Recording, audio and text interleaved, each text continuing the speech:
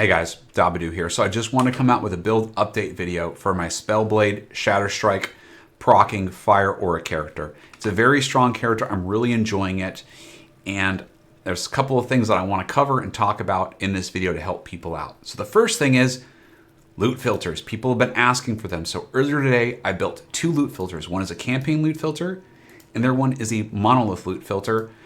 Now, of note, these are kind of like beta versions. They're version 1.0, so they may not be ideal and they might be a little bit buggy, but as I progress through monoliths, I haven't done any monoliths yet, I'm going to update them and come up with updated files for you to download. You'll be able to download them in the video description and YouTube comments.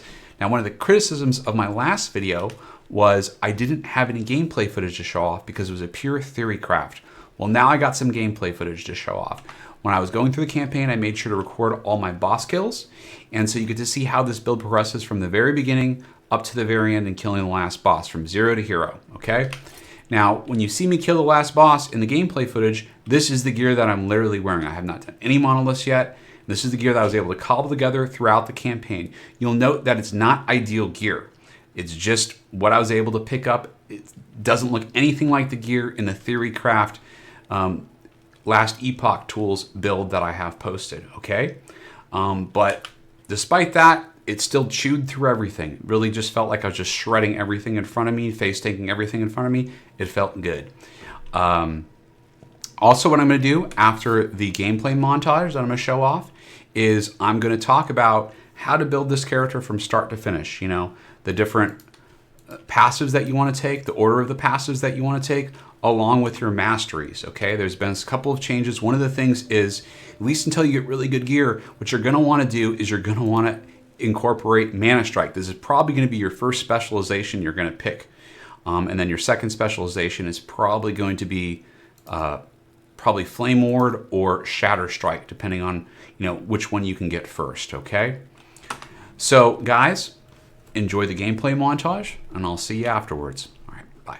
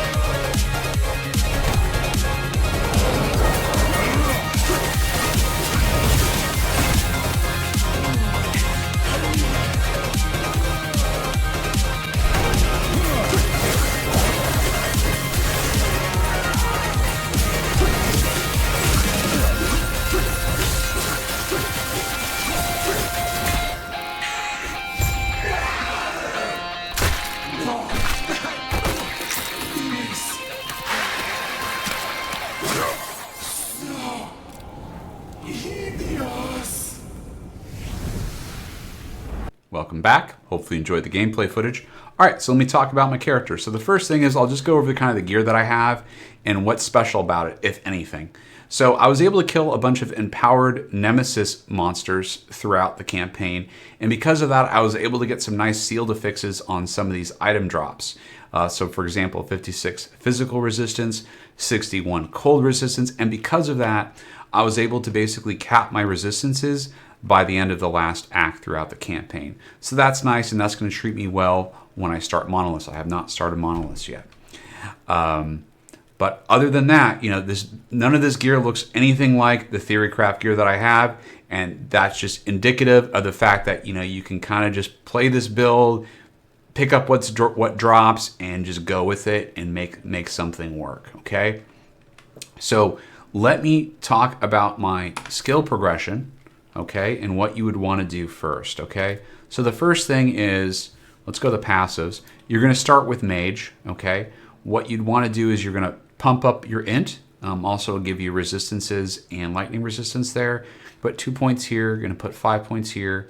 You're going to put 5 points here. Okay, this will get you to basically 20 points, and that will then let you unlock your Spellblade. Okay, and then what you're going to do for Spellblade is your first points are going to go here, and then your next points are going to go here. If you need to buy some points to get here, you can go here and here. But basically, you're just making your way through this tree. Okay, it's very nice to get this at 8 as well. But this is priority. Like basically, getting this 5 to 5 is the priority. And then the next priority would be this. You come up over here, and then you get this. And then you'd get this, okay? And that's really just for the ward sustain and having that really nice level of tankiness. The next thing I'm probably gonna do is I'm probably gonna buy this up, and then I'm gonna go buy this up. So that'll give me kind of like a nice chunk of dex, and that dex will also give me increased chance to crit as well, which is nice. And of course, pick this so you can like dual wield the swords and be like a badass. Now, this just lets you basically equip a sword in your offhand. So if you want to use a non-sword, it has to be in your main hand, just FYI. Okay. Now, for the specialization, honestly, you probably want to take Mana Strike first. Mana Strike's kind of weird in that it's finicky. It doesn't have it's hard to hit monsters sometimes, especially, compared to Shatter Strike. And so what I would suggest for how to build out Mana Strike is get some attack speed, but that Sprite Blade is actually very nice. Don't overlook that, okay? So the purpose behind how you're basically specializing Mana Strike is you're just getting all the stuff that gives you mana, okay? Getting all the stuff that gives you mana and the stuff that lets you attack a little faster and basically let you hit more monsters with it, okay? That's the plan behind it. It's really just a mana battery. Now, I've had some trip reports for people that have been playing this build, and I'm Mr. Slowpoke, and they're ahead of me, and they're like, end game monoliths and stuff, and they're saying, this build is shredding just fine in end game monoliths, and in fact, once you get a certain level of power on your gear, a certain amount of mana and sustain on your gear, you don't have to use Mana Strike, but you definitely need to use Mana Strike throughout the campaign, and probably up until level 70-ish or so. I'm not sure. So just FYI, that's probably what you're going to have to look at for getting your mana. I'm still trying to fit some mana in this build. I'm trying to fit some mana on my idols as well. I'm just taking what the game gives me, okay? And once I get to level 70, oh man, this is going to be so fun. I'm having a real fun time with this build. So let's talk about the next specialization. So the next specialization, probably get Shatter Strike if you can as your second specialization, or you can get Flame Ward. But these are going to basically be, your next specializations. If you can get Frostclaw, that's another option as well. Okay, but this is your first one. This is probably going to be your second one, and you can either choose between these two as your third. Okay, this is nice because it gives you just extra procs. This is nice because it gives you, a big defensive buff, and some damage steroids as well. But honestly, I barely even use this. This character was so tanky. I only dump my Flame Ward on bosses and stuff. I only same with my Enchant Weapon. Okay, but so this this, or this. That's the order. So let's talk about Shatter Strike and how you're going to progress Shatter Strike. So basically, you want to get Whiteout. Whiteout's great because it essentially lets you have multi-strike on your Shatter Strike. It repeats twice after it. It's really great, and it does a ton of damage. The issue with it is, I gotta go to the right place. The issue with it is it takes a lot of mana. So what I would suggest, your first points in Shatter Strike should be Icy Flow. Max that to 5/5, okay? Then what you're gonna wanna do is you're gonna wanna come over here and grab this, okay? That's the plan. Like this is really, really nice. I'm gonna incorporate this later when I have more power on my character and more +1s for my Shatter Strike. And you know, this, and then this could also be very powerful as well. I don't even have 2 swords in my build right now. I just have this like Frozen Ire, which is a scepter. And it was good for the build, so I put it in. It's not even like a legendary potential one, but whatever, it's fine. It treated me right. So let's go back over here, go to Shatter Strike. After you buy this and you go over here, what you're probably going to want to do is come here, here, and here to get the haste. This will just make you really fast while moving around between packs, okay? Because you're going to have haste basically all the time. It's really nice. And also then I would get this, so whenever you hit with your Shatter Strike, it's an automatic chill. And then you can work your way over here if you want. That's one option. If you have the sustain, you can just put the points here. If you have, note that you can't use a two-handed weapon with this. So throughout the campaign, like I was using a two-handed weapon at points. And because of that, you know, you need to make sure that if you buy this, it will lock you out of using two-handed weapons. So just be mindful, especially during the campaign, because during the campaign, you kind of have to take what the campaign gives you, right? You might not get 2 good one-handed weapons, at least initially. So that's why I didn't buy this at first, because it would lock me into using certain items, okay? But as this build progresses, and you have the mana sustain, this is going to be very, very strong with the Ice Blink over here, okay? Again, that's another option as well. This is very nice, getting the Frozen Shrapnel. That's you see those little ice spikes that come out? That's very strong. So I would suggest, you know, getting that as well. This would, after you go here, I would go for this right here to get the ice spikes. I might consider actually putting points here. That might be a good investment as well. And again, this would be very strong for the character, but the problem with this again is that be careful about using it during the campaign because it will lock you into using one-handed weapons. And the next thing you have to worry about is, you know, you're going to be attacking faster and it's going to be draining way more mana, okay? Because mana, the big part of this build is to just choose through mana, and you got to figure out ways to sustain that mana, okay? The next thing, you can either go Flame Ward or you can go Frostclaw. It's up to you. Now, what I did with Flame Ward, in the Theorycraft, I actually went defensive, more defensive, but during the campaign, that's not really necessary. During endgame, you know, when you're fighting, you know, high-level nightmare stuff or whatever, you know, very, very difficult stuff that hits really hard, you're going to want to go defensive on this. And by that point in time, you know, you're going to have better gear and you're going to have like percentage armor fixes on your gear and stuff like that to get yourself around 5,000 armor or whatever. But how I spec this was, you know, I went here, max the duration first, okay? That's very strong. And then what I did is I went here first, then I went here, then I went here, and then I put the points here. You can also put points here as well. Then I bought this, okay? This is very strong during the campaign. This converts the, when you buy this point here, it converts the 250 damage over to cold. So this, when I have this on, it increases my cold damage by 250%, and that's very nice. You'll see it's on right now. There, it's off. See, that's like 3,000 plus damage to the Shatter Strike. It's very good, okay? And then when you combine it with this, like watch, boom, boom. See, that's a lot of damage right there. So that's kind of some of the tech that I was using to put my character on steroids throughout the campaign and do a ton of damage. I don't feel like I need extra tank right now. And so the best way to kind of spec Flame Ward is to get these points right here, okay? And now you can decide to go here if you want. I'm going here first, and I'm going to try to pick this.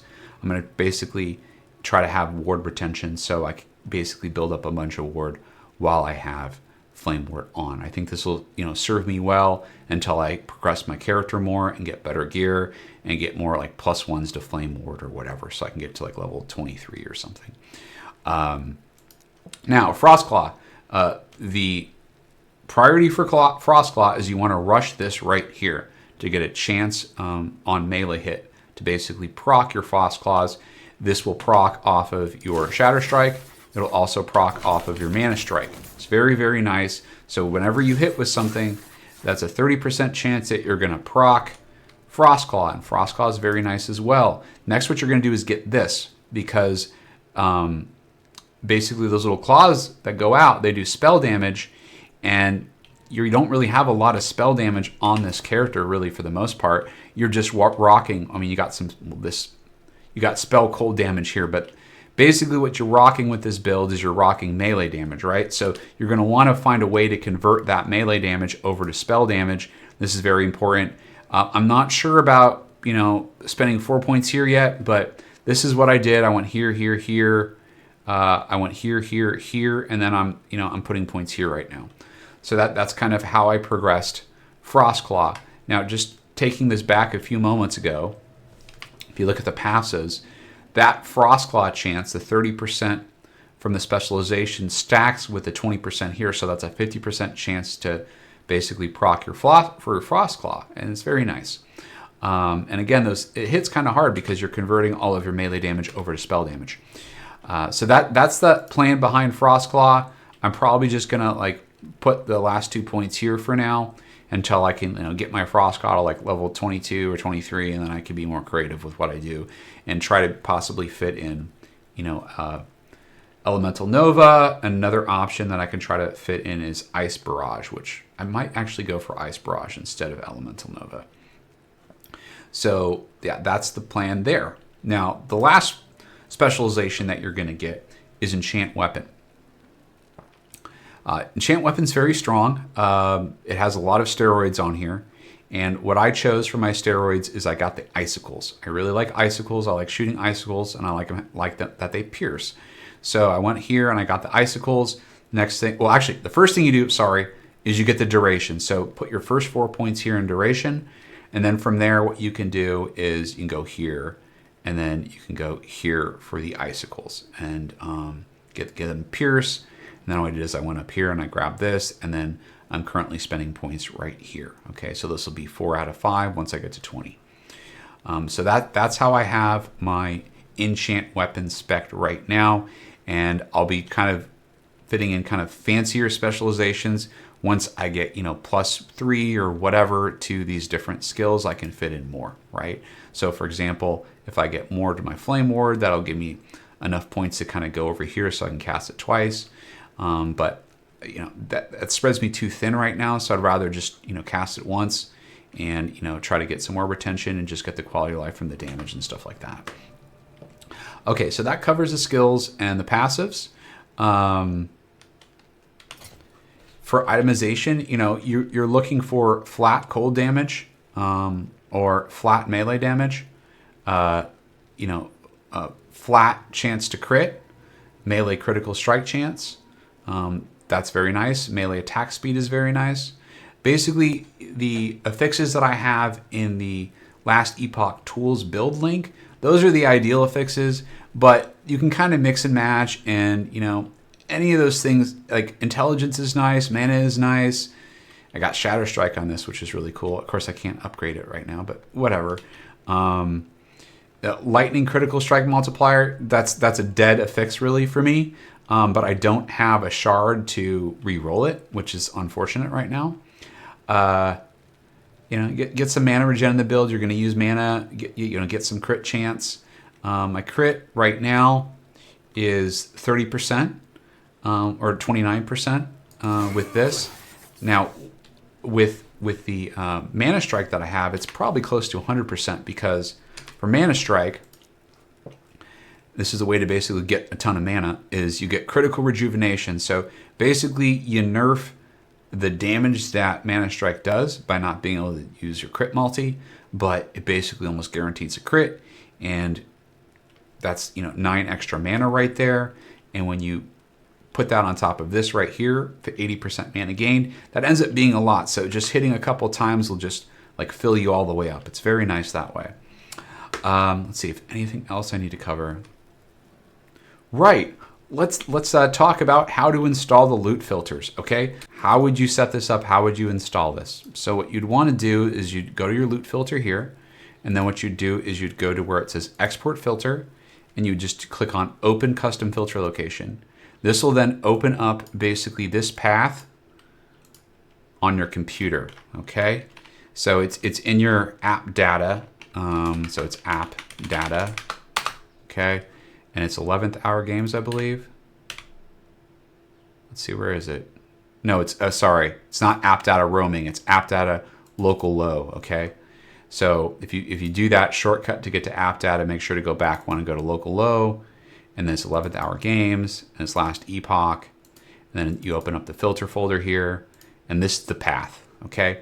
But the easy way to pull this path up, because they have some nice quality of life stuff in this game, you just click on export filter, you click this button, and it'll just open that location for you. Now, let me go to my YouTube here. YouTube, boom. Okay. So I actually already have these for download available right now. You might not see them. You have to click, show more. And they're up here as well in the video description. So I just want to show this. They're both XML files.